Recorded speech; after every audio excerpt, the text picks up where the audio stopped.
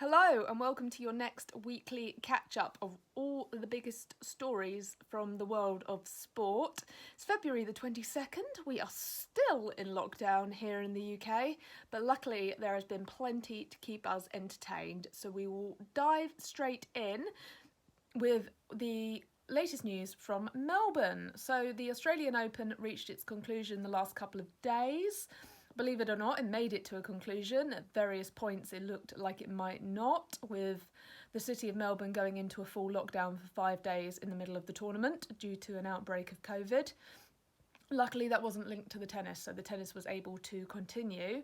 And while the latter stages were very exciting and had a few upsets, unfortunately the finals ended up, in the singles certainly, to be a bit of a damp squib.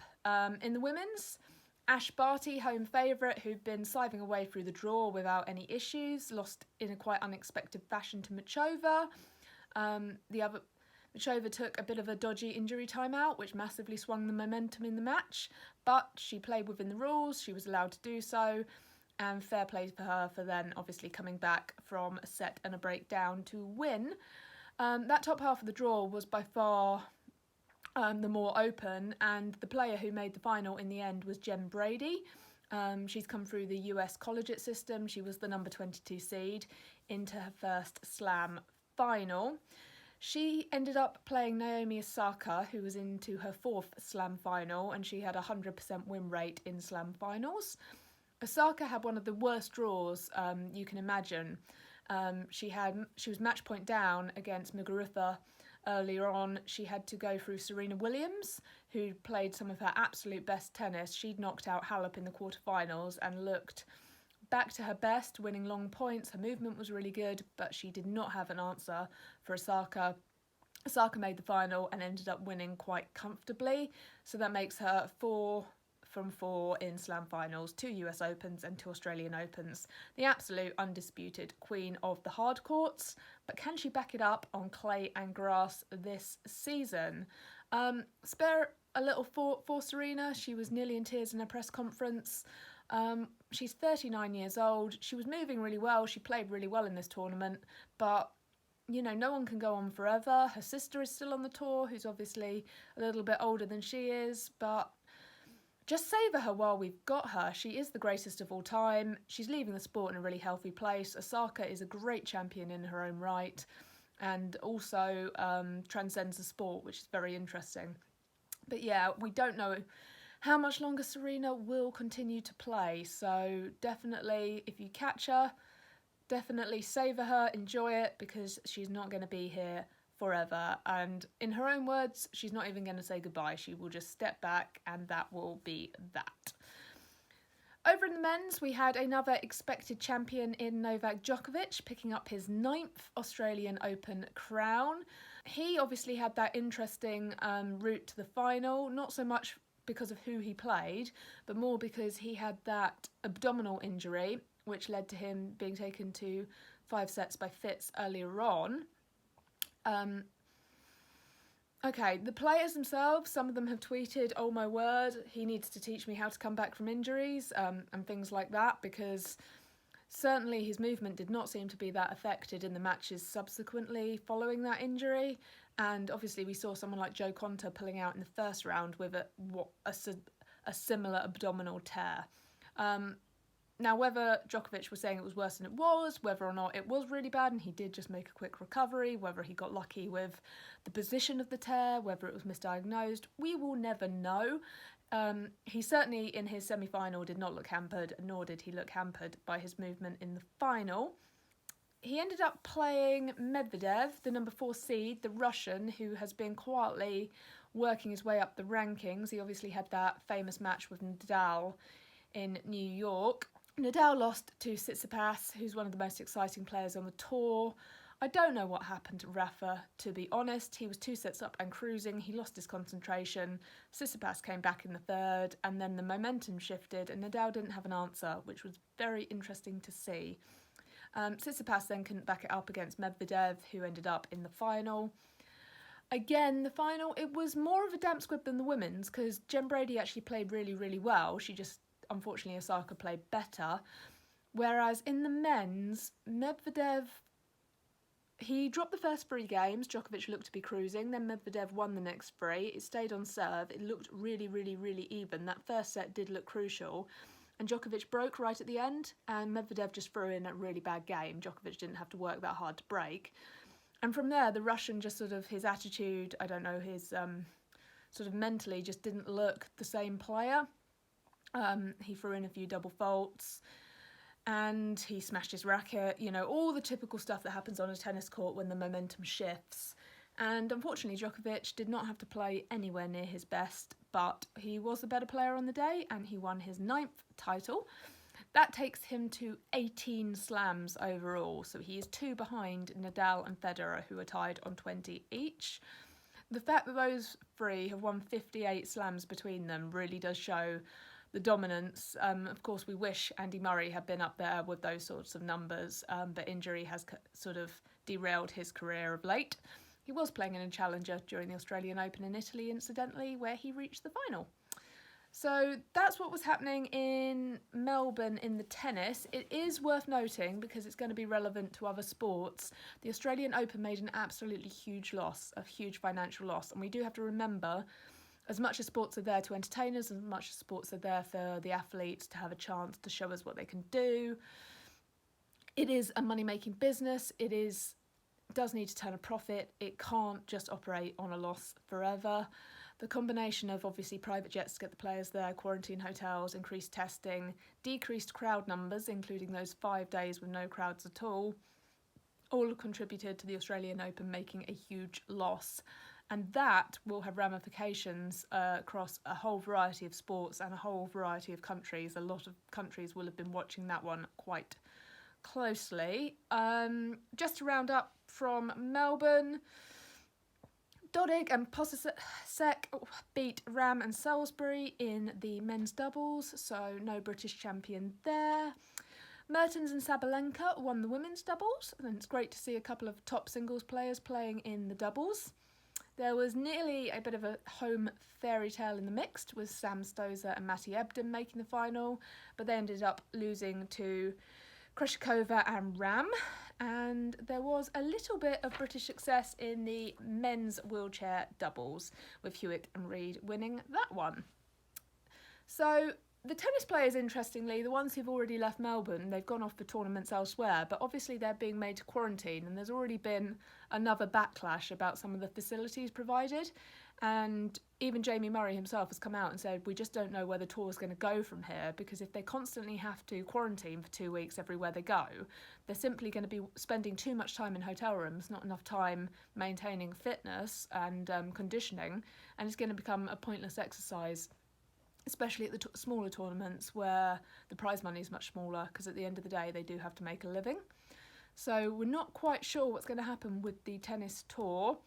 Traditionally, after the Australian Open, there are hardcore events in Europe for some of the players. Some of the players choose to play the golden swing of clay court events in South America.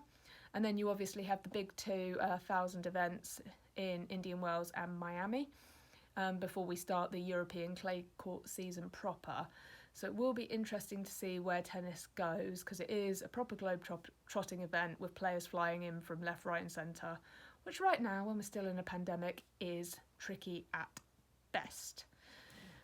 So no cricket, no rugby internationally for England to bring you, although I will bring you a roundup of the news, because there is quite a lot. The next big golfing event, the Masters. Of course, we've got back-to-back Masters majors because of obviously the rescheduling in 2020. Tiger Woods is saying he's hoping to be fit for it, even though he's just had his 5th back surgery. So that will be interesting to watch. The World Championships, the Alpine World Championships has been going on. Michaela Schriffen has become the most decorated US skier. She has gone past Lindsey Vonn with 9 medals now, having won gold in the Alpine combined. So it's really interesting in the world of sport. You get these incredible sports stars who, because they don't compete necessarily in a mainstream sports, occasionally fly under the radar. And actually, there are records being broken. There are greatest of all time debates to be had left, right and centre across so many sports that don't always make the back pages. So it is always worth calling some of these things out. Right, New Zealand have beaten Australia in the first T20. Australia are in New Zealand for a 5-match series. They are without a lot of their test players, who of course were supposed to be in South Africa before they called that tour off. Devon Conway made 99 off 59 balls, and that proved to be the difference as New Zealand won very comfortably. And of course they are already in the World Test Championship final, if it happens, at Lord's later this summer, but it certainly looks like they are also doing the business in white ball cricket at the moment. We will stick with cricket then. So much news out of the England camp and the England rotation policy, it's ridiculous. Moeen Ali got thrown under a bus, not for the first time, in England colours. So you might remember he flew to Sri Lanka for the 2-test series with the team, tested positive for COVID, ended up spending that whole tour in quarantine. He then flew to India with the team. He wasn't selected for the first test. He was selected for the second. He did perfectly okay job. Wasn't stunning, wasn't man of the match, but, you know, certainly didn't disgrace himself in any way, shape or form. He was always scheduled to fly home for the last 2 tests. As you might remember, we've got all this toing and froing as players are being rested. Unfortunately, what actually happened behind the scenes was because he'd missed these tests in Sri Lanka, management asked him at the last minute whether or not he wanted to stay on, having already missed those 2 tests. He decided not to. He decided he still wanted the break, still wanted to see his family, because he had been out there the same amount of time, he just hadn't been able to play cricket. But unfortunately, the management put it out and worded it very badly that he'd chosen to go home, which, considering all the other players had been very publicly said no, they're being rested for their own good, it very much made out that Moeen was abandoning the team. They came out, the England sort of management and also Joe Root, and said they chose their words badly, completely unfair. No disrespect to Moeen, but unfortunately the damage had been done. And then you have situations where you had the IPL auction. Mark Wood pulled himself out of contention at the last minute, said he just needs to be home more. He's got a young kid, so that's completely to be expected. But it is very hard as an England fan when you're playing India. In India, it's an absolutely incredible tour, incredible opportunity to beat the Indians in their own backyard, and you're not playing your best 11 week in, week out, because they're having to be rested. And yes, we all understand the bubble, but when they're being rested because they're also choosing to play the IPL, it does make it hard for a fan. Obviously, the counter-argument is the IPL is bringing the game on in leaps and bounds. They're being exposed to so many quality players from around the world, picking up tips. Their game is just improving through that exposure. But, you know, when Joe Root isn't calling on his best 11 constantly, it's a hard one. We all know it's a funny scenario at the moment with bubbles and whatnot. The next test starts on Wednesday. It's in Ahmedabad. It's a new ground, so that'll be interesting. It's a day-night match. 9 a.m. start in the UK, which is amazing, and a pink ball. So the last time India played a day-nighter, I think it was against Bangladesh, the majority of the wickets went to seam, not spin. Bodes very well considering we've got Jimmy and Broad, but will we ever play those two together again? We seem to just rotate them to extend both of their careers, which is great long-term planning, but as an England fan, I want to see them both together. I want to see them share that new ball. Anyone else? Just me? Right. We will finish off with some worrying news from the world of rugby. For once, I'm not talking about red cards and concussions. I'm talking about our good old friend, COVID. COVID has made a reappearance. It is currently ripping through the international French team. Coach came down with it, assistant coach came down with it, scrum half came down with it. Subsequently, another 9 players have tested positive. What is worrying is they are testing positive 2 or 3 days back on each other. So this has been an emerging story for over a week now. With 10 players having tested positive, that very much throws France's match against Scotland into doubt. Those two are due to meet in Paris this weekend. It could be pushed back 7 days because we've got the rest weekend following, so they could technically play it then. I don't know how the Scots would feel about going up against a side that's been ravaged by COVID. Obviously, on a purely pragmatic level, France will be weaker for it because they're missing some of their first choice players. The flip side is you don't then want the Scottish team to come down with an outbreak of COVID. France, of course, played Ireland last time out. Ireland thus far have increased the testing of their players. They have yet to have a positive, so that is very, very good news. It does seem this outbreak is at the moment limited to just the French team. But obviously 10 players and at least 2 backroom staff, and the latest we heard was there are a couple of other suspicious tests that are being retested. So personally, it's Monday, we obviously are at the start of the week, so there's time for this to develop, and there's no travelling fans to worry about, which is the only good thing, so they can call this match off quite late in the day if they choose to, but they'll need to do it obviously before the Scottish team travel. I personally think the match will end up being played on the other rest weekend, is my hunch, but we will have to wait and see. Obviously wish all the best to all the players who are struggling with COVID. So yeah, just goes to show, even though there's increased testing and whatnot, COVID is not done with us yet, and it's not done with the world of sport just yet.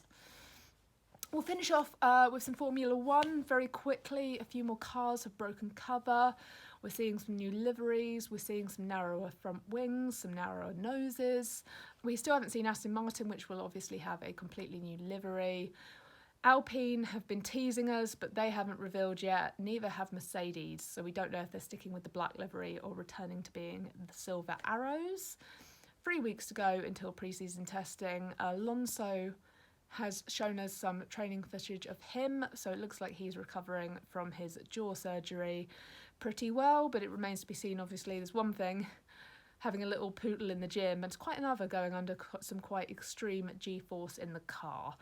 So nothing major from the world of F1 this week, which is good for a change. Just the cars are breaking cover, and we're starting to see some pretty similar liveries to last year. But like I said, all the cars that have the bigger changes have yet to break cover. That will be happening in early March. So hopefully we might be able to bring you some of those next week. So 6 Nations to come up this weekend if we get all 3 matches. We've got more cricket. We're going to see what's going to happen with the tennis tour, and just watch out for sporting events as well to potentially fall by the wayside for financial reasons, obviously linked to COVID, but not due to COVID outbreaks per se. It will be interesting to see. No word yet on Tokyo. That is still going ahead as far as we know.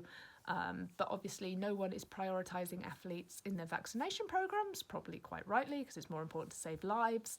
But it will be interesting to see what happens as to whether or not athletes end up prioritised in some form or not. One thing before I go, because I've nearly forgotten, we've got another breaking shoe controversy. We've had the marathon shoes with the big air pocket at the back.